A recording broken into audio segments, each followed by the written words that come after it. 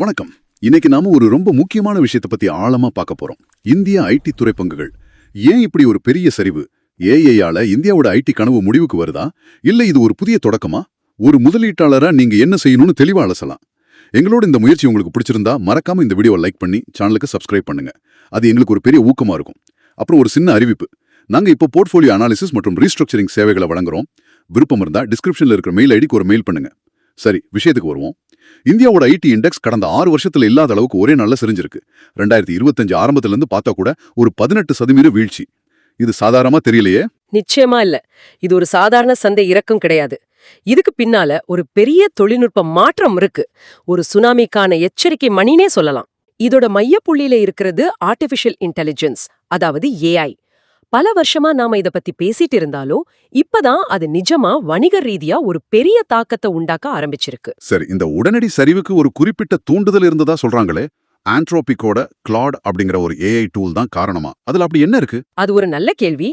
Claude சும்மா ஒரு chat பாட் இல்ல. அது நிஜமான கார்ப்பரேட் வேலைகளை செய்யுது. அதாவது சட்ட ஆவணங்கள் ரெடி பண்றது, மார்க்கெட்டிங் ரிப்போர்ட்ஸ், சேல்ஸ் அனாலிசிஸ். இதுக்காகவே அதுல 11 பிளகின்ஸ் இருக்கு. யோசிச்சு பாருங்க, பல வருஷமா ஆயிரக்கணக்கான ஊழியர்களை வச்சு நம்ம ஐடி கம்பெனிங்க செஞ்ச வேலைய இப்போ ஒரு ஏஐ டூல் சில நிமிஷத்துல செய்ய முடியும்னு ஒரு எண்ணம் வந்தா என்ன ஆகும்? மொத்த அவுட் சோர்சிங் மாடலும் கேள்விக்குறியாகிடும். கரெக்ட். அந்த பயம்தான் இந்த உடனடி சரிவுக்கு முக்கிய தீப்பொறி. அப்போ இது வெறும் ஏஐ பயம் மட்டும் தானா, இல்ல இதுக்கு பின்னாடி வேற விஷயங்களும் இருக்கா? ஏன்னா 18% சரிவுங்கிறது ரொம்ப அதிகம். மிகச்சரியான கேள்வி. ஏஐ தான் முக்கிய காரணனாலும் அது எரியற நெருப்புல பெட்ரோல் ஊத்துன மாதிரி சில விஷயங்களும் நடந்திருக்கு. ஒன்னு, உலக அளவுல டெக்னாலஜி துறையில ஒரு பொதுவான பலவீனம் இருக்கு. பெரிய பெரிய டெக் நிறுவனங்களே ஆட்குறைப்பு செய்யறாங்க. 2வது, வெளிநாட்டு முதலீட்டாளர்கள். அவங்க இந்த வருஷம் மட்டும் $8.5 பில்லியன் மதிப்புள்ள இந்திய ஐடி பங்குகளை வித்திருக்காங்க. இது ஒரு பெரிய அழுத்தம். கடைசியா, அமெரிக்க பொருளாதாரம் ரொம்ப வலுவா இருக்கு. அதனால அங்க வட்டி விகிதத்தை குறைக்க மாட்டாங்கன்னு ஒரு எதிர்பார்ப்பு. அதனால பணம் அங்கேயே போகுது. அதேதான். இந்த எல்லா காரணிகளும் ஒன்னா சேர்ந்துதான் இந்த பெரிய சரிவை ஏற்படுத்தியிருக்கு. இது உண்மையிலேயே ஒரு பல முனை தாக்குதல் மாதிரி தான் இருக்கு. சரி, இவ்வளவு சவால்களை இந்திய ஐடி நிறுவனங்கள் எப்படி எதிர்கொள்றாங்க? ஏதாவது நடவடிக்கை எடுக்கிறாங்களா? நிச்சயமா. அவங்க ரொம்ப தீவிரமா 2 முனைகள்ல வேலை செய்யறாங்க. முதல் நடவடிக்கை, அவங்களோட ஒட்டுமொத்த ஊழியர்களையும் ஏஐக்கு தயார்படுத்துறது. லட்சக்கணக்கான ஊழியர்களுக்கு ஏஐல புதுசா ட்ரைனிங் கொடுக்க பெரிய அளவுல முதலீடு செய்யறாங்க. இது ஒரு கலாச்சார மாற்றமே கூட. கலாச்சார மாற்றமா? எப்படி சொல்றீங்க? முன்னாடி ஒரு ப்ராஜெக்ட் வந்தா இத முடிக்க எத்தனை பேர் வேணும்னு கேட்பாங்க. ஆனா இனிமே எந்த ஏஐ டூலோட உதவியோட குறைஞ்ச ஆட்களை வச்சு இத சிறப்பா முடிக்கலாம்னு யோசிக்க ஆரம்பிச்சிருக்காங்க. இது ஒரு பெரிய உள்கட்டமைப்பு மாற்றம். சரி, நீங்க சொன்ன 2வது நடவடிக்கை. 2வது நடவடிக்கை தான் ரொம்ப முக்கியம்.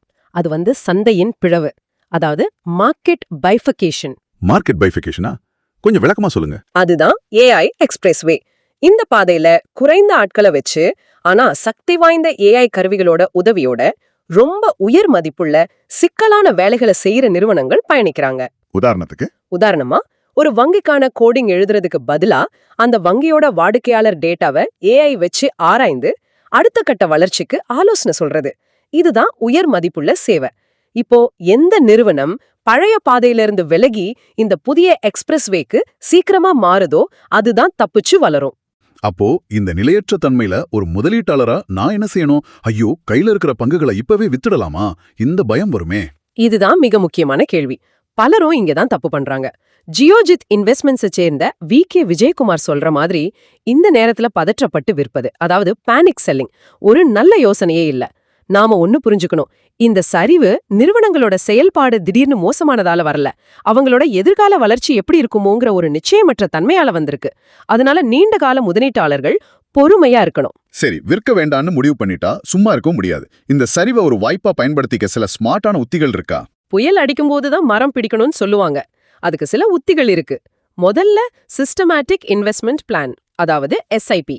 நீங்க எஸ்ஐபி மூலமா முதலீடு செஞ்சா சந்தை இறங்கும் போது உங்களுக்கு அதிக யூனிட்கள் கிடைக்கும். இதுக்கு பேரு ரூபி காஸ்ட் ஆவரேஜிங். ஆவரேஜ் பண்றது? ஆமா.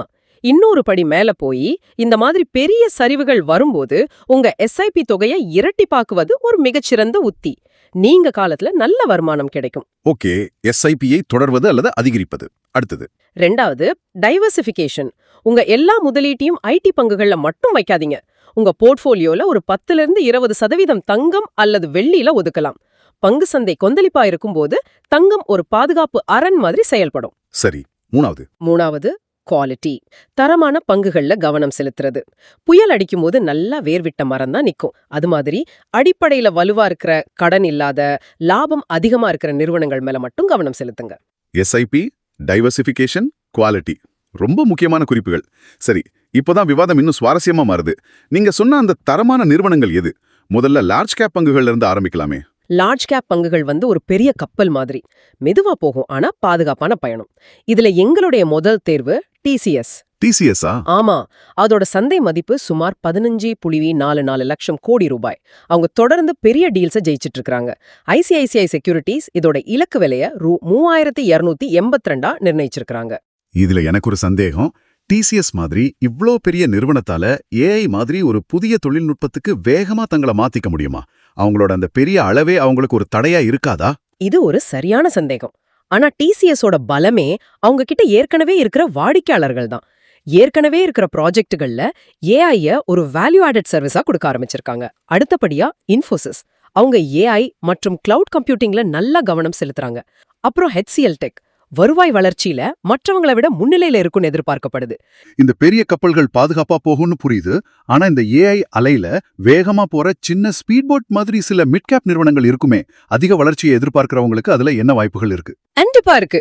அந்த ஸ்பீட் போட்கள் தான் இப்போ பலரோட கவனத்தையும் ஈர்க்குது. இதுல முதன்மையா நிக்கிறது பெர்சிஸ்டன்ட் சிஸ்டம்ஸ், ஒரு அதிவேக வளர்ச்சி கொண்ட நிறுவனம். கடந்த 3 வருஷத்துல அவங்களோட விற்பனை வளர்ச்சி சராசரியா 32.86%, நிகர லாப வளர்ச்சி 35.94%. இது ஒரு அசுர வளர்ச்சி. நம்பவே முடியல. அடுத்ததா LTM Mindtree, cloud, data analytics போன்ற துறைகள்ல ரொம்ப வலுவான நிறுவனம். டிவிடெண்ட் மாதிரி நிலையான வருமானம் எதிர்பார்க்கிறவங்களுக்கு மிட்கேப்ல ஏதாவது தேர்வுகள் இருக்கா? அதுக்கு டெக் மஹிந்திரா ஒரு நல்ல உதாரணம். அவங்களோட டிவிடெண்ட் ஈல்டு கிட்டத்தட்ட 2.51%. இது ஒரு பேங்க் எஃப்டி வட்டிக்கு சமம். அது மட்டும் இல்லாம அவங்க 5G மற்றும் டெலிகாம் துறையில அதிக கவனம் செலுத்துறாங்க. இது தவிர கோஃபோர்ஜ், எம்பசிஸ், OFSS போன்ற நிறுவனங்களும் அவங்களுடைய குறிப்பிட்ட துறை நிபுணத்துவத்தால கவனிக்கப்பட வேண்டியவை. சரி, இவ்வளவு தகவல்களையும் வச்சு பார்க்கும்போது ஒரு முதலீட்டாளர் எப்படி ஒரு முடிவுக்கு வர்றது? எப்படி ஒருத்தரோட தேவைக்கேற்ப அந்த பங்குகளை தேர்ந்தெடுக்கலாம்? இத ஒரு தெளிவான உத்தியோட அணுகணும். நீங்க ஒரு கன்சர்வேட்டிவ் இன்வெஸ்டரா இருந்தா, அதாவது அதிக ரிஸ்க் எடுக்க விரும்பலைன்னா, உங்க போர்ட்ஃபோலியோவோட அடித்தளமா டிசிஎஸ் இருக்கலாம். இல்ல நான் வளர்ச்சியை மையமா வச்சு முதலீடு செய்றேன், கொஞ்சம் ரிஸ்க் எடுக்க தயார்னு சொல்ற growth oriented இன்வெஸ்டரா இருந்தா பெர்சிஸ்டன்ட் சிஸ்டம்ஸ், LTI மைண்ட்ரி மாதிரி மிட் கேப் பங்குகளை பார்க்கலாம். அதுதான் புத்திசாலித்தனம். உங்க முதலீட்டுல ஒரு பகுதியை டிசிஎஸ் மாதிரி லார்ஜ் கேப்லயும், இன்னொரு பகுதியை பெர்சிஸ்டன்ட் சிஸ்டம்ஸ் மாதிரி மிட் கேப்லயும் பிரிச்சு முதலீடு செய்யலாம். எல்லாத்துக்கும் மேல யாரும் பதற்றப்படாதீங்க. இதுதான் மிக முக்கியமான செய்தி. AI தொழில்நுட்பத்துக்கு பயந்து ஓடாம, எந்த நிறுவனங்கள் அந்த தொழில்நுட்பத்தை அரவணைச்சு தங்களை மாத்திக்கிறாங்களோ அந்த நிறுவனங்களை தேர்ந்தெடுங்க. ஓகே. கூடவே இன்னும் முக்கியமான விஷயம், வேல்யூவேஷன்.